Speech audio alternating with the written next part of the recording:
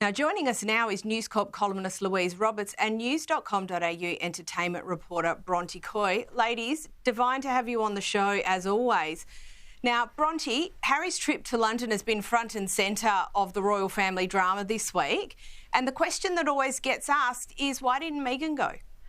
Yeah, as you said, Prince Harry's attendance in the UK during this really dramatic royal week has been a major focus. So from the outset, I'd like to say I do think Meghan made the right call in not joining that and pulling more focus with her own attendance.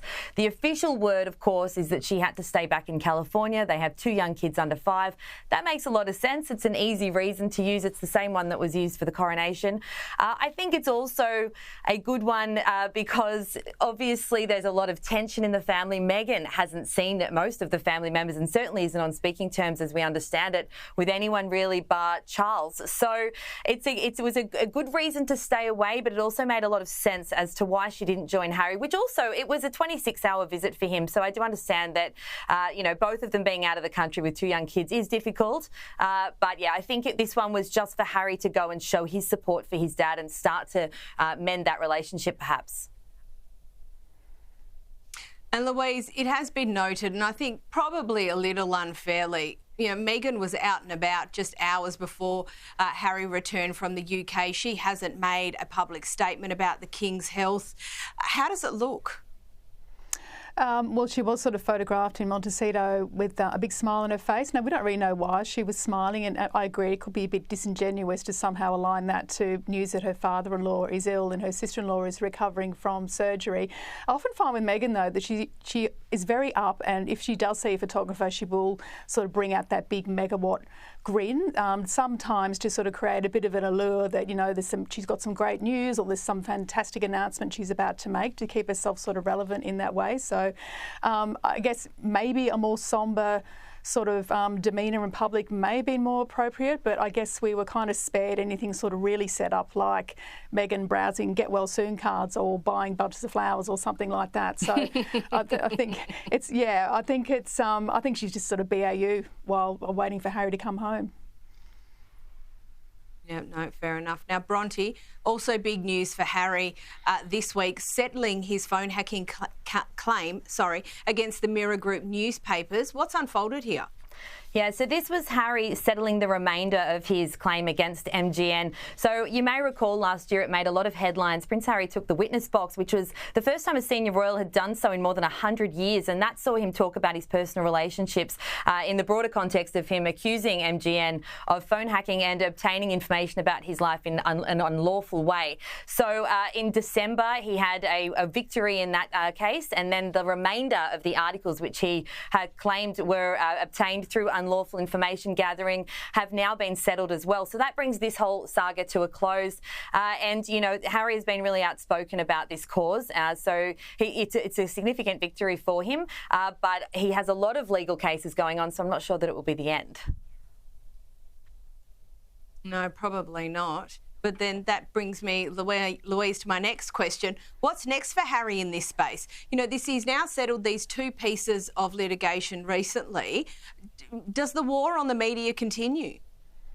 I think, yes, despite settling the cases against Mirror Group, this is a crusade and it doesn't show any sign of ending soon. The mere fact that his own barrister, David Sherborne, outside the court spoke for the Prince, outside the High Court, and said our mission continues. I mean, there are other cases and other actions at the moment which are live, but clearly Harry sees this as a personal mission to right the wrongs of the errant press. And I think he sort of sees it in a way as a bit of a lever to get public support as well, because it's a well-trodden target, the sort of evil, nasty tabloid press and the havoc they cause for his mother, the havoc they cause for him and his brother as well. But it's very interesting to see the difference in how Harry deals with the press not liking them and how William deals with the press not liking them, and who can blame either of them for having a very fractious relationship with the media given what's happened in the past. But I think Harry is on a mission to be at war with journalists, which so far hasn't really worked that well for him despite the settlements. Whereas William, of course, has found a way to work with the media, and you'll see globally the press that Kate and William get is always fantastic because they know it's part of the job. They have to work with journalists, they have to work with photographers, and they have to at least build a relationship with these sort of big media outlets, not really be at war with them. That's not a good strategy. No, and that's a very good observation. Now, Bronte, while the focus has been on King Charles this week and his health, obviously, the Princess of Wales has continued to recover from her surgery. How's she progressing? I know it's hard to believe that it was all about Kate just a few weeks ago, and so much has happened since then. But at least on that front, we have some good news. Kate seems to be progressing really well. We already knew that her surgery was considered successful. She was in hospital for just under 2 weeks and has been recovering at Windsor. But in a new development and a really good sign, she's actually been able to leave Windsor for the first time and head to Sandringham, to their home, to her home with William and the kids for their half-term holidays. So she's still, according to her friend, she's still taking it very easy, as you can imagine, after a big surgery, and she's expected to be off work officially until after Easter.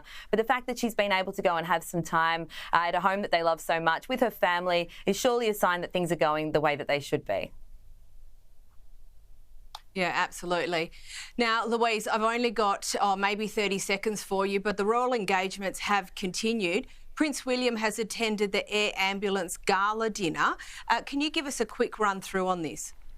Yes, and didn't he wow the crowd? I mean, the creme de la creme of London society descended onto Raffles Hotel, which is in Whitehall, not far from Downing Street, and it was a fundraiser for the London Air Ambulance. They need to buy 2 new choppers, and of course William flew for the Air Ambulance in East Anglia when he was stationed there. So it's a cause really that it's very close to his heart.